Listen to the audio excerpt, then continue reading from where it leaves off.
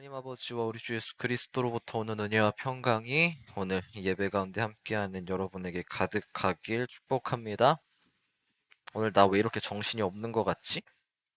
나만 그런 거겠죠? 나 오늘 되게 정신 없는 것 같아.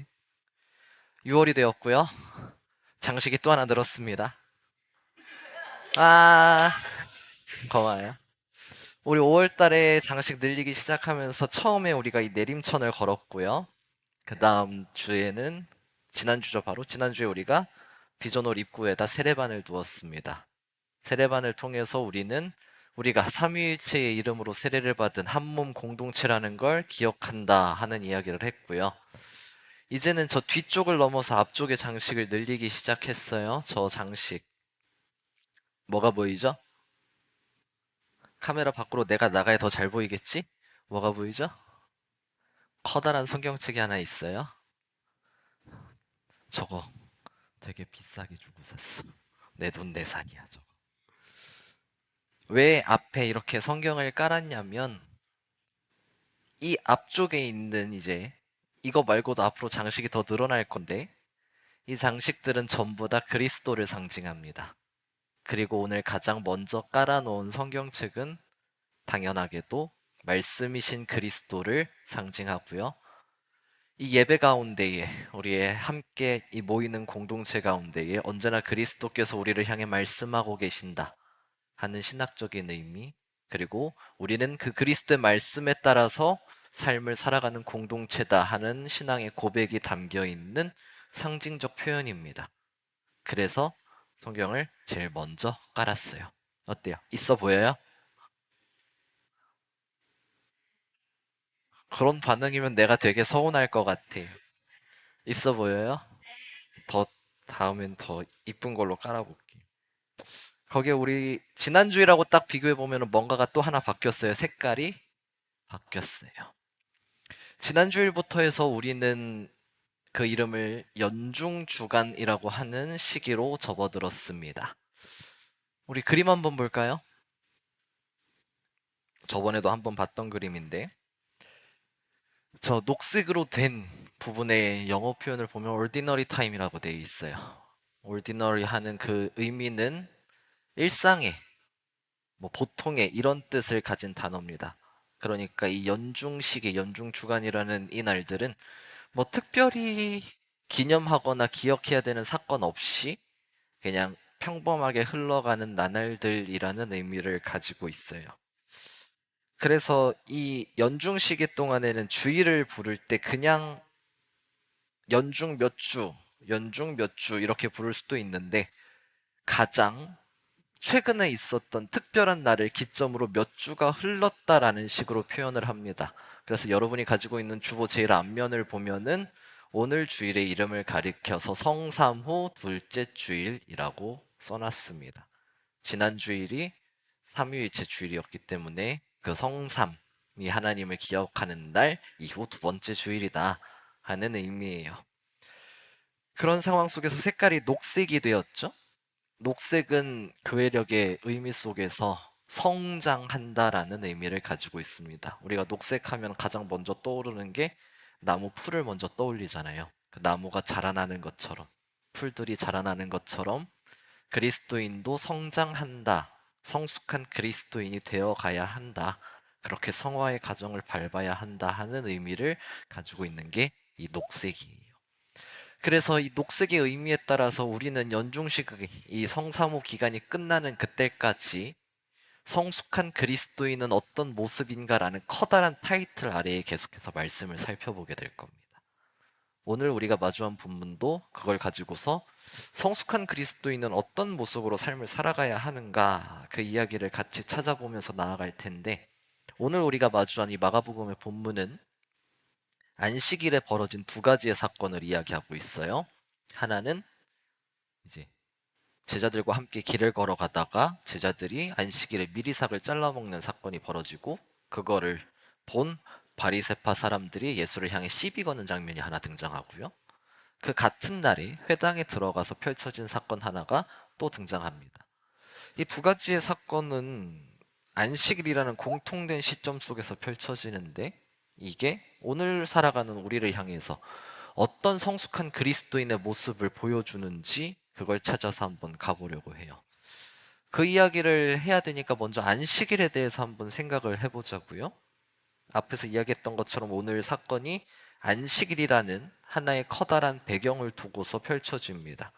이 안식일은 구약 성경을 보면 하나님께서 세상을 창조하시고 모든 창조의 사역을 끝마친 그 마지막 날에 하나님께서 쉬셨다 하는 걸 기점으로 해서 쉬는 날 하나가 만들어졌어요.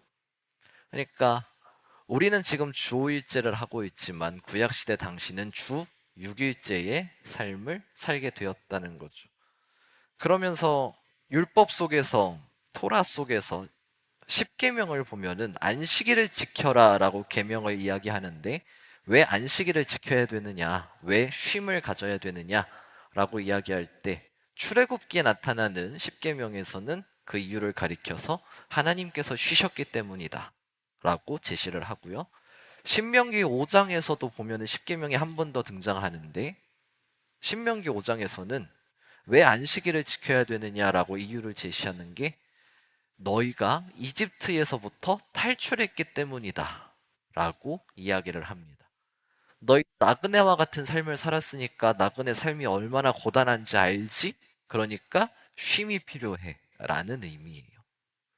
그렇게 하나님께서는 이스라엘 백성들에게 이 쉼의 날, 안식일을 허락하셨는데 쉬어야 되잖아요. 그러니까 어떻게 쉬어야 돼요? 십계명을 보면은 일을 하지 말라고 되어 있거든요. 그러면 여기서 우리가 한 가지 궁금해지잖아요. 일이 뭔데요? 어디까지가 일이고 뭐 하는 건 일이 아니고 하는 궁금증이 생기잖아요. 그래서 랍비들이 열심히 머리를 맞대고 고민하면서 답을 찾아가기 시작합니다. 뭐가 일이고 뭐가 일이 아닐까? 그래서 랍비들이 성경을 해석해요. 그 해석하는 주석해 놓은 걸 가리켜서 미드라시라 그러고 이거 말고도 미시나라는 책이 하나 더 있습니다.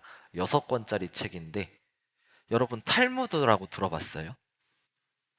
왜 유대인의 지혜 하면 바로 떠올리는 게 탈무드란 말이죠. 근데 이 미시나는 탈무드의 원판입니다. 탈무드를 읽게 만든 최초의 텍스트라고 보면 돼요. 이 미시나의 6권짜리 미시나 중에 두 번째 책이 모에드라는 책인데 그 뜻이 축제라는 뜻입니다. 페스티벌이에요. 거기 모에드의 첫 번째 나오는 이야기가 안식일에 관한 이야기인데 여기서 하지 말아야 되는 일을 39가지를 제시합니다. 되게 구체적으로 39개를 제시해요. 그거를 처음부터 끝까지 여러분하고 지금 이 시간에 다 하면 설교가 굉장히 길어지겠죠? 그러니까 다 빼고 오늘 본문과 관련된 일들만 딱 보면은 추수하지 말아야 되고요. 타작하지 말아야 되고요. 그 다음에 이삭을 까부르면 안 돼요. 겉에서 이제 소갈만 딱딱 뽑아낼 수가 없게 돼 있어요. 근데 제자들이 오늘 그 세 가지를 다 합니다. 미리삭을 잘랐잖아요. 물론 뭐 낫을 들고 치는 것처럼 그렇게 막 한 다발씩 해서 추수한 건 아니지만 어쨌든 미리삭을 땄죠? 추수했어요. 배고프니까 먹으려고 타작하고 까불었겠죠? 그렇게 해서 나달 하나씩 하나씩 먹을 수 있는 상태로 만들었겠죠? 안식일에 하지 말아야 되는 일을 했어요. 그니까 그 모습을 본 바리새파 사람들, 율법 지키기로 아주 유명했던 그 사람들이 그 제자들의 스승인 예수한테 따지기 시작한 겁니다. 왜? 안식일에 정해진 하지 말아야 될 걸 제자들이 하는데 스승인 당신은 왜 가만히 쳐다보고만 있냐는 거예요. 말려야 하는 거 아니야? 이런 거죠. 왜 이렇게 이 사람들은 안식일을 열심히 지켰던 걸까요? 오히려 쉬어야 되는데 쉼이라는 명목하에 하지 말아야 될 것들을 39개나 만들어가면서 왜 안식일을 열심히 지키려고 했을까요?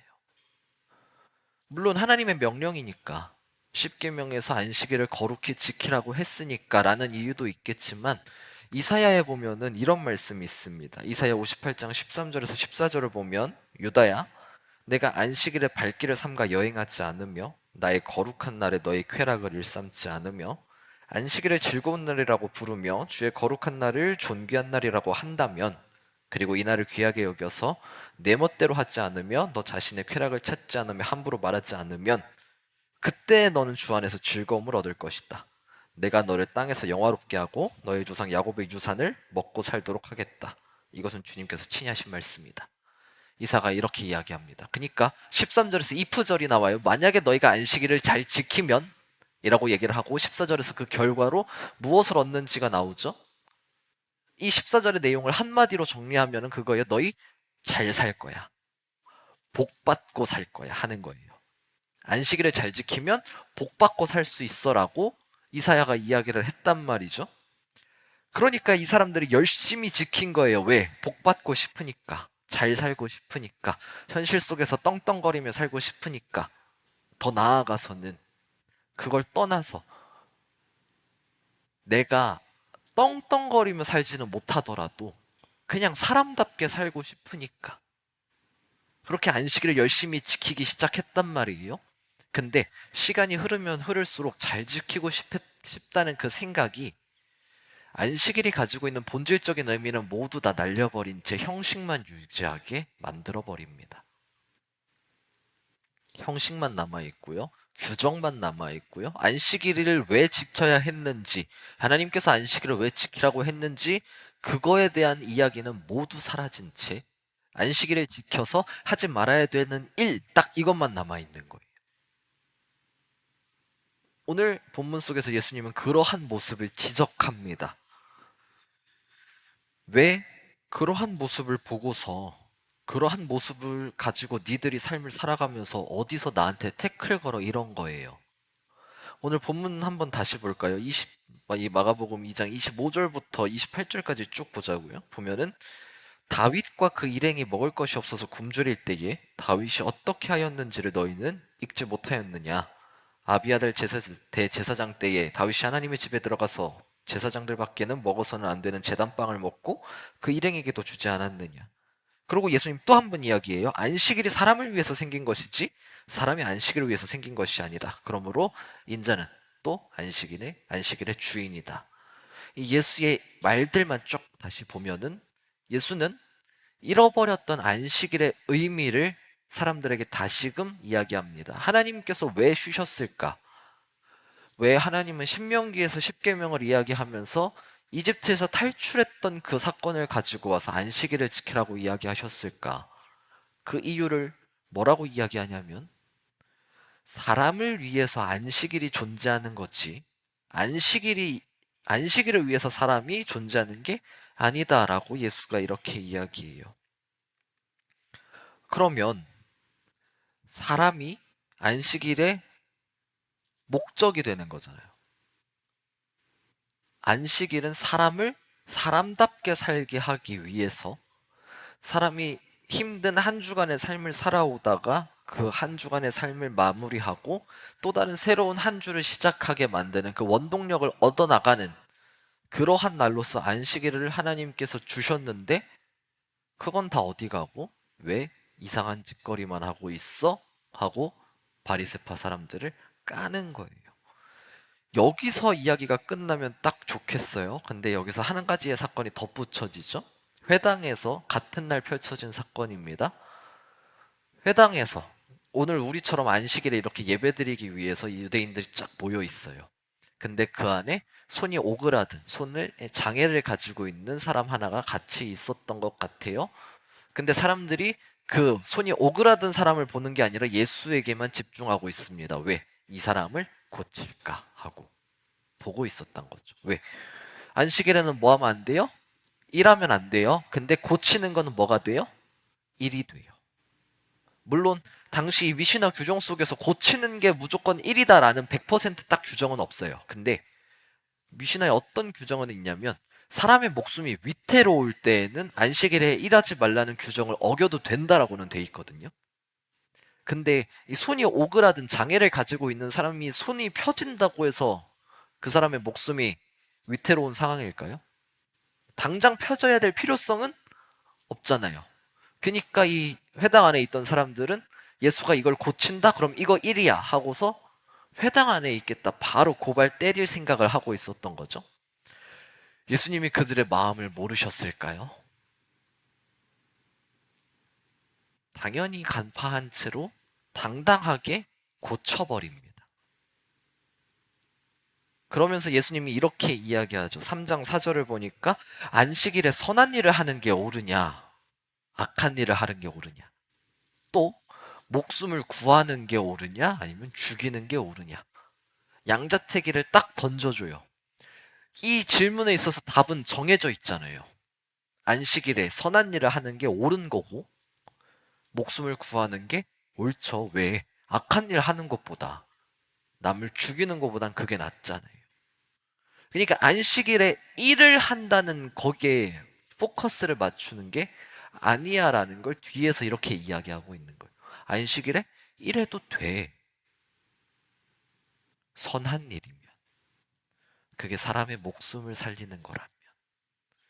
안식일에 일하지 마라는 거에 너무 얽매여서 해야 되는 것까지도 안 하는 그런 이상한 헛짓거리 하지 말라는 게 오늘 예수의 이야기입니다. 그러면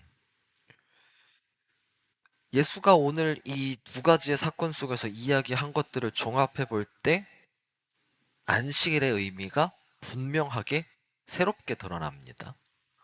예수님이 말하는 안식일의 의미는 밀 이삭 사건 속에서 보면은 형식에 얽매이지 않아야 하는 날이고요. 또 당연히 해야 되는 것은 해야 되는 날이 돼요. 이러한 것들을 한마디로 합쳐보면은 쉬는 겁니다. 예수가 말하는 쉼, 그게 안식일의 의미입니다. 아까 설교를 시작하면서 여러분한테 우리 연중 시기, 성사무 시기에는 성숙한 그리스도인의 모습이 어떤 건지 찾아가는 과정이라 그랬잖아요. 그 첫 번째, 성숙한 그리스도인의 모습은 잘 쉬는 사람입니다. 우리가 쉰다 하는 모습을 한번 생각해 보자고요. 여러분 쉰다 하면은 가장 먼저 떠오르는 게 어떤 모습이에요? 자, 여러분 학교에서 막 돌아왔어요. 이제 직장 마치고 들어왔어요. 퇴근해서 집에 들어왔어요. 가장 먼저 하는 게 뭐예요? 자, 나 이제 쉴 거야 하고서 가장 먼저 하는 거. 씻고요. 또 누워요. 오른손이든 왼손이든 내 손에는 휴대폰을 딱 이렇게 가지고 있고요. 앉든 눕든 이게 우리 지금 기본 모습 아니에요? 쉴 때? 이걸 우리는 쉰다라고 생각한단 말이죠. 저도 그래요. 오늘도 이제 모든 사역을 마치고 퇴근하고 저는 집에 들어가서 모든 옷을 벗어버리고요. 씻은 다음에 침대에 딱 누워가지고 이러고 있다가 잘 거예요. 그게 저한테는 쉼이니까요. 안 그러면 내일 새벽에도 못 나가거든요. 그러니까 쉬어야 돼요. 그렇게 쉼을 갖는데 예수가 말하는 쉼이 이런 모습만 있는 건 아닌 것 같아요. 우리가 생각하는 쉼의 모습 예수도 분명하게 쉬는 것 맞다라고 이야기하지만 여기에서 한 발자국 더 나가서 예수는 쉼에 대한 이야기를 합니다. 예수가 이야기하는 쉼은요, 우리의 육체적인 피로를 푸는 것도 있는데 동시에 영적인 재충전도 쉼의 개념에 포함됩니다. 그리고 이 쉼은 안식일에 이루어져요. 그러니까 하나님을 만나러 나온 이 시간에, 예배를 드리러 나온 이 시간에 우리의 육체적인 피로가 풀려야 되고요. 더 나아가서 영적인 충전도 있어야 됩니다. 예수가 말하는 안식일의 의미는 이러한 것도 같이 가지고 있어요. 쉬는 날. 내가 회복되는 날. 내 에너지가 재충전되는 날. 그날이 안식일입니다. 우리 그리스도인들은 안식일을 지키지 않고 이제 주일을 지키니까 이거를 치환해 보면 주일이 그런 날이 돼야 돼요. 여러분의 주일에 이렇게 교회 나와서 예배당에 나와서 이 시간 함께 예배를 드리는데 이 예배를 드리는 가운데 여러분이 영적으로 충전돼야 되고요. 여러분의 육체적인 피로도 풀려야 돼요. 근데 우리 주일의 평상시의 모습을 한번 떠올려 보자고요. 우리 청년들 주일에 되게 봉사 열심히 해요. 굉장히 헌신해요. 누군가는 교육부서의 교사로서 함께하고 있고요. 찬양팀으로서도 함께하고 있고요. 예배를 드리는 순간순간마다 우리 청년들이 안 보이는 날이 없어요. 전도사로서 그 모습을 볼 때마다 되게 뿌듯해요. 되게 자랑스러워요. 근데 한편으로 드는 생각이 뭐냐면 안식일에 쉼을 얻어야 되는데 봉사하느라 헌신하느라 못 쉬고 있는 건 아닌가 하는 걱정이 들 때가 있어요. 여러분이 쉬어야 되는데 예배를 통해서 여러분이 영적으로 육적으로 재충전되는 시간이 있어야 되는데 봉사해야 돼서 헌신해야 돼서 교육부서에서 찬양팀에서 그거 맡은 일 해야 돼서 못 쉬진 않을까 하는 생각이 들 때가 종종 있어요. 저러다 지치진 않을까 하는 걱정이 들고요. 저 지침이 계속되다 보면은 진짜 카운터 펀치 맞은 것 마냥 딱 넉다운 되는 상태가 올 수도 있는데 하는 걱정이 되기도 해요. 그래서 여러분한테 질문합니다. 여러분의 주일은 충분한 쉼을 갖는 날이 되고 있나요? 여러분이 주일에 예배당에 나와서 각 부서에서 또 찬양팀으로 봉사하고 헌신하는 거 좋은데 되게 뿌듯한데 거기에 너무 얽매여서 내가 가져야 될 쉼을 나한테 필요한 충전을 못하고 있는 건 아닌가 하는 질문을 여러분한테 던져봅니다. 여러분 어때요? 이 질문에 여러분 지금 당장 대답하지 않아도 좋습니다. 오히려 이 대답은 여러분이 천천히 생각해 봐야 됩니다. 여러분의 삶 속에서 매 주일마다 충분한 쉼을 누리고 있는지, 충분히 잘 쉬면서 영적으로 내 육적으로 재충전하는 시간이 되고 있는지를 돌이켜 봐야 돼요. 만약에 그렇지 않다면 여러분 봉사하지 않아도 좋습니다. 더 나아가서 예배 때마다 헌신하지 않아도 좋습니다. 왜냐고요? 그거보다 앞서는 게 여러분의 재충전이에요. 여러분이 영적으로 육적으로 주일에 또 일상의 삶 가운데 충분한 쉼을 통해서 제대로 충전되지 않은 상태에서 봉사하고 헌신하는 건요, 그냥 여러분 뼈 갈아내는 것밖에 안 돼요. 오늘 본문 속에서 바리새파 사람들처럼 형식에 얽매여서 그냥 이게 주일날 내가 해야 되는 거지, 이게 딱 고정이 돼 버리면은요, 안식일에 주일이 가지고 있는 그 의미는 오간데 없이 사라진 채 그냥 여러분의 행동과 노력만 남아 있어요. 예수는 오늘 우리를 향해서 그 모습을 일깨워 줍니다. 쉼 없이 일하지 말라는 거예요. 우리 주 5일째 하잖아요. 주 4일째 얘기도 종종 나오잖아요. 왜 주 4일째까지 이야기가 나와요? 안 쉬고는 남은 일을 못 하겠으니까. 쉬어야 일하니까. 교회 안에서도 마찬가지입니다. 여러분이 충분히 쉬어야, 여러분이 영적으로, 육적으로 충분히 재충전되어야 교회 안에서 더 봉사하고 헌신할 수 있어요. 교회 안에서 여러분이 맡은 일을 제대로 감당하기 위해서는 여러분이 잘 쉬어야 됩니다. 안 쉬고서 그렇게 헌신하고 봉사하는 거 어려워요. 그래서 우리 리더들 알지만 리더 모임을 줄였어요. 확. 매주 모이던 거 한 달에 한 번으로 확 줄였어요. 왜요? 주 5일 동안 일하고 주말 하루는 충분히 쉬어야 되니까. 그래야지 그 쉼의 에너지를 가지고 주일날 와서 맡은 일을 하니까. 그래서 확 줄였어요. 우리 담임 목사님께서 이 예배 영상을 언제 보실지 모르겠지만 담임 목사님한테 한 소리 들었어요.